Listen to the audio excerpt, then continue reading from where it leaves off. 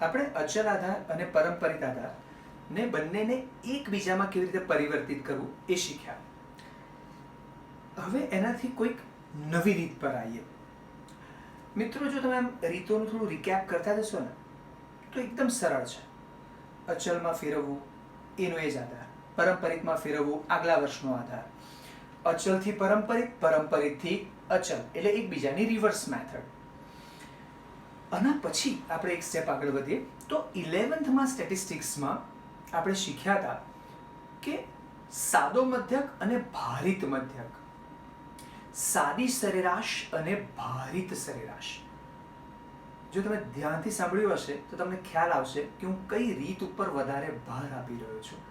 You are right, હું ભારિત સરેરાશની વાત કરું છું, જેને તમે વેઇટેડ એવરેજ કહો છો. વેઇટેડ એટલે કે કોઈ પણ આંકડા કે કોઈ પણ પ્રકારના ચલ ઉપર વધુ મહત્વ અથવા ભાર આપવો, જેને કહેવાય છે ભારિત સરેરાશ. એટલે બીજા અર્થમાં ભારિત એટલે વેઇટેડ, યાની કે એમાંથી ચલનો ઉપયોગ થશે સૂત્રમાં W નો. પણ અત્યારે આપણે ભણી રહ્યા છીએ સરેરાશ કોની?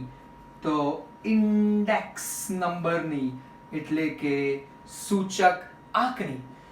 એટલે એના સૂત્રમાં ઉપયોગ થયા છે બે ચલ I અને W.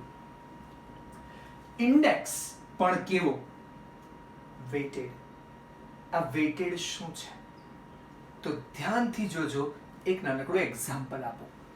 જુઓ તો ક્વેશ્ચનમાં તમને આપી દેવામાં આવશે શું? તો એક તરફ તમને તૈયાર આપી દેવામાં આવશે સૂચક આંક. ધ્યાન આપજો, સૂચક આંક, જેને આપણે કહીએ છીએ ઇન્ડેક્સ. અને બીજી તરફ તમને તૈયાર આપવામાં આવે છે એનો ભાર, જેને આપણે કહીએ છીએ W. સાવ સાદી વાત છે. જો ક્વેશ્ચન આટલો આપણને આપવામાં આવશે તો જવાબ માટે તો શું ગણવાના છીએ? તો સહેલું જ છે. જો તમે યાદ કરજો, 11th પણ આપણે આવું શીખ્યા છીએ. ચેક કરો. ધારો કે સૂચકાંક આપણને જે તૈયાર આપે છે ક્વેશ્ચનમાં એ કેવા છે? આ પહેલા બે કોલમ એ ફક્ત ક્વેશ્ચન છે. જોજો, પહેલા કોલમમાં ધારો કે આપણને અમુક સૂચકાંક બનાવેલા આપ્યા છે. 150 છે, 120 છે, 135 છે કે 170 છે, રાઈટ? કે પછી 185 છે. આવા સૂચકાંક ધારો કે તૈયાર આપ્યા છે. અને એની બાજુમાં એનો ભાર એટલે કે મહત્વ, યાની કે કયા વર્ષના સૂચકાંકમાં કેટલા ઘણું મહત્વ હતું. કહેવાય છે ને કે આપણે અમુક ચેપ્ટર્સને વેટેજ પ્રમાણે પહેલા એટેન્ડ કરતા જઈએ છીએ. વેટેજનો અર્થ જ છે કે જેના માર્ક્સનું વેટેજ વધારે એના પર ડિટેલ, ફોકસ્ડ, રિવિઝન એટલું વધારે કરવું પડે.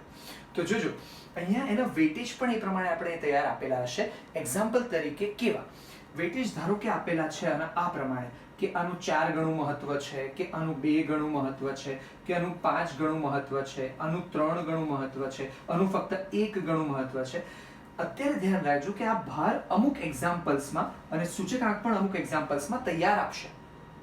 હા, પણ એવો પ્રશ્ન થાય કે I અને W બંને તૈયાર નહીં આપે તો શું? ઇટ્સ ઓકે, તૈયાર નહીં આપે તો આપણે બંને શોધવાની રીત પણ જોઈશું. આગળ તો અત્યારે આ બંનેનો શું કરવાનો છે રીત પ્રમાણે? સિમ્પલ, I into W એટલે સીધો ગુણાકાર. ધ્યાન આપજો, 150 × 4 ગુણાકાર તમે કેલ્ક્યુલેટર પર કરી શકશો. આ છે પહેલું સ્ટેપ. ધીમે ધીમે 120 × 2 240. જોઈ શકો છો? ધ્યાનથી તમે જ્યારે પણ એક્ઝામ્પલ ગણતા હશો ત્યારે એકદમ ફોકસલી કરવું પડશે.